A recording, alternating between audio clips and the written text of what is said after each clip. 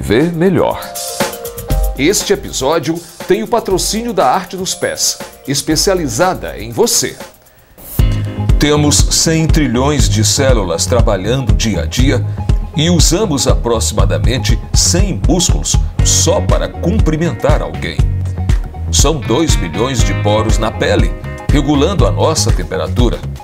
Em um dia de vida do ser humano, são 10 mil piscadas de olhos, 20 mil inspirações e 100 mil batidas do coração. Quando estamos correndo, nossos pés absorvem uma pressão equivalente a 3 ou 4 vezes o peso do nosso corpo. Nossos pés são compostos por 26 ossos, 12% de todos os ossos do corpo, 33 articulações e mais de 200 músculos, tendões e ligamentos.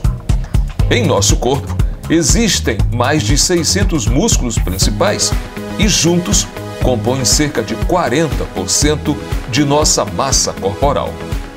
A medula espinhal faz a ligação entre os nervos de cada parte do corpo, ligando assim os órgãos ao cérebro.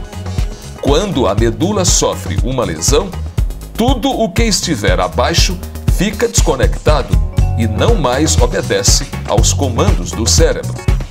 Em média, o ser humano caminha 185 mil quilômetros durante sua vida. Isso equivale a dar mais de 4 voltas completas em torno da Terra. Cuide de seu corpo. Faça disso uma arte.